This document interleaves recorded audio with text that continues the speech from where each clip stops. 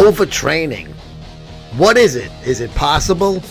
Yeah, well, pretty much anything's possible, especially when you get older. Old guy's training tip here. What is overtraining to you? Well, it all depends. That could change per person, per day, per workout, per exercise. You might feel like, I can do a shit fucking load of, heavy legs and stuff like that if you're still up to it and you're, over 40 years. I can't do that. So for me, that would be overtraining. But for you, it might just be training. So sometimes you have to, consider when you get older and you don't want to fuck up your joints and things like that. Overtraining it changes. It's a case-by-case basis, basically, is what I'm trying to say, to put it bluntly. So what you want to do is, the way you find out if you're overtraining, if it fucking hurts, you might so don't get to the point where you hurt it and you can't work out for a little while. If you're doing an exercise and it doesn't feel right, and you're like, I've been doing this exercise my whole fucking life. Why is it hurting now? Well, because your body's changing. So what wouldn't be overtraining 10 years ago might be way overtraining now. And listen, we all kind of creatures of habit. We might modify a workout a little bit here and there, but I'll give you an example. I'm going to the gym with my son now. His car's laid up in the shop, so I said, all right, he used to go to work out, after dinner and stuff like that. I said, I go work out in the morning. If you're not going to be a sack of shit and sit around and do nothing until the car's back, come with me. So he's working out in the morning with me. So just to break things up, plus I'm curious. I want to make sure he's doing it right, because, I talked to him about it. Seems like he knows what he's doing, and he's asked me a lot of things, and I've taught him over the years. I did bring him to the gym when he was in high school football and stuff. So it's been a while. That's, he's in his third year of college now. So I said, what do you want to do today? Let's do chest. All right, let's do your chest workout, because I want to see what he does. So I'm doing something a little out of my ordinary this last week and a few days this week so far. And I even did some more weight than I should have done on certain exercises, and I even fucking felt it, like, ooh, I was like, wow, I felt like almost like I not pulled it, but it just felt like a little bit of a strain. So I know next time if we do work out again together and we're going to do that same thing, I know not to go maybe that heavy with the weight, maybe do a different movement, just certain less reps or something like that. Maybe do 10 instead of 12 if those last two are the ones that were fucking, gave me that twinge. So, even in my case now, I've been working out since I'm 14, I'm 54. It's fucking 40 years of working out. I still learn something every fucking day, including today, working out with the things. So when you train with different people, try their workout, they try yours. You mix and match this shit, and you see, well, I might be overtraining if I do. My kid's a lot younger than me. He's a lot bigger than me. He's stronger than me. He can do a lot. He breaks my balls, and I laugh, and I joke on myself. Oh, I work out like a puss now. You fucking put me to shame. That's okay. He should be putting me to shame. That's fine. I want that. I'm proud of him. So he does certain exercises, and he'll, look at me when I put this is the weight I do. I'm like, I don't give a shit. You can put whatever you want on it. I'm not going to get fucking hurt. But I've done a little, all right, let me try this weight a little bit. And I did a little bit, and I'm like, I probably shouldn't have done that, So even though I know I shouldn't have done something, I did it just for the fuck of it. And no harm done at the end of the day, but I'm not going to do it again because I might fucking pull something and have to miss a week in the gym, and I don't want to do that. So overtraining is pretty much something that you have to decide what you feel is right for you. And if you start to feel like you're overtraining with something, you're not in a position to work through it sometimes. Not when you're fucking over 40, and in my case, over 50. So go, tread lightly. Be careful if you're doing something completely out of the ordinary. Go a little lighter. Do a warm-up set. Make sure it's right. If it doesn't feel right, don't, you got to hang the ego up in the fucking locker, bro, with your fucking, your fucking, with your cell phone. Don't bring the cell phone out there either. It's another thing. We'll talk another fucking show for that. But overtraining, it's up to you. Hey, musclesportmag.com/store. $32 a year, free shipping in the United States. Ship worldwide. You just got to pay what they charge me at the post office. That's all you pay. So usually $5 to Canada per issue, and about $8 the rest of the world per issue. So, and in the US, I fucking cover that for you guys. Hey, we'll see you on the next Old Guy's training tip. Hopefully, without any fucking broken bones from overtraining.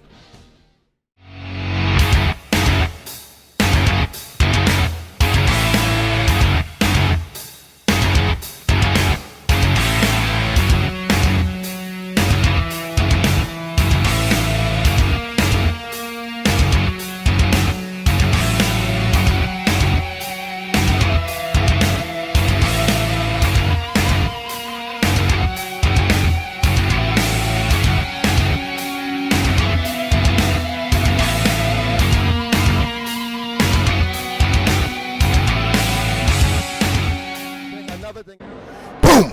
It's Mark Lobiter here watching Muscle Sport TV.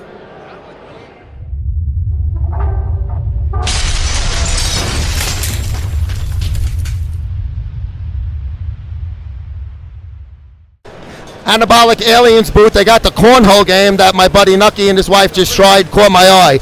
Great idea, man. Introduce yourself. Talk about the company and whose idea was it to bring this here. Yeah.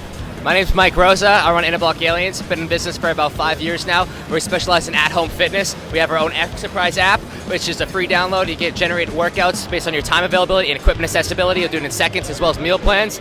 We have online personal training, a shop with a ton of health and wellness products, apparel, and supplementation. And we brought cornhole because we want people to have fun. Our whole brand is about having fun, getting after it, and getting results. So we want people involved, people who get involved with fitness, and people who have a good time seeing success.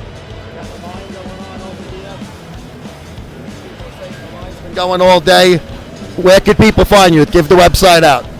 Yeah, it's been incredible seeing everyone here on anabolicaliens.com, Exercise app, and the app in Play Store, free download. And come by and do a little cornhole, win a free prize. Thanks, Mike.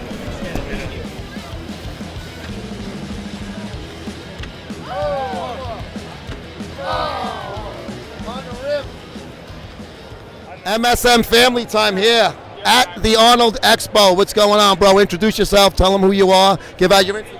My name's Tyler Sizemore. You can find me on Instagram at SuperSizeIam. I'm from West Virginia. I'm in law enforcement. That's how I know Joe Taro. I follow him and I follow Muscle Sport Magazine. It keeps it real and it's real raw. Tough job nowadays. I'm glad I'm retired from it. How many years you got on? Coming up on my 5th year. Hope to transition into a federal job before much longer. So, but it's getting tough out here. It is.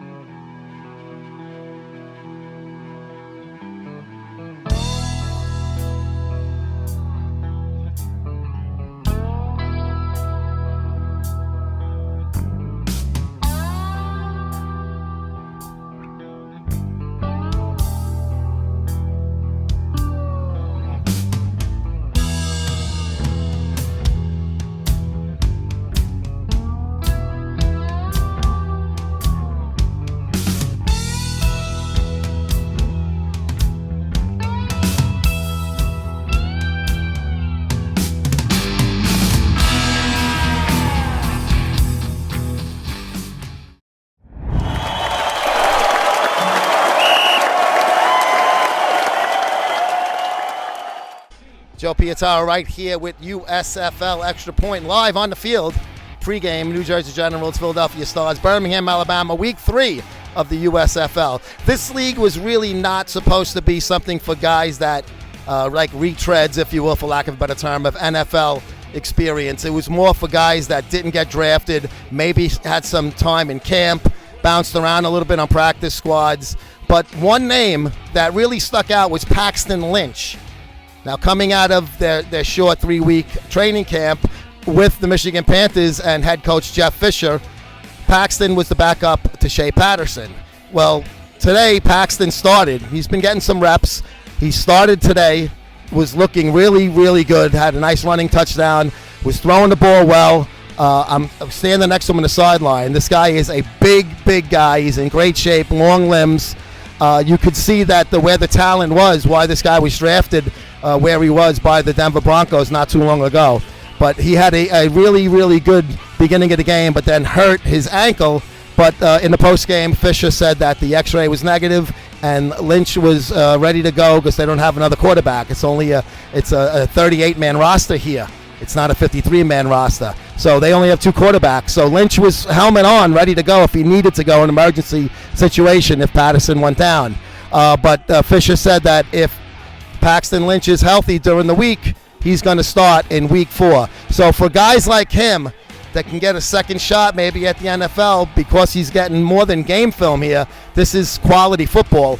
That would be a real cool thing for this league to be able to do. Because they're working. The NFL is not rooting against this league. As much as I despise the NFL, they don't want to see a league like this. Isn't the old USFL.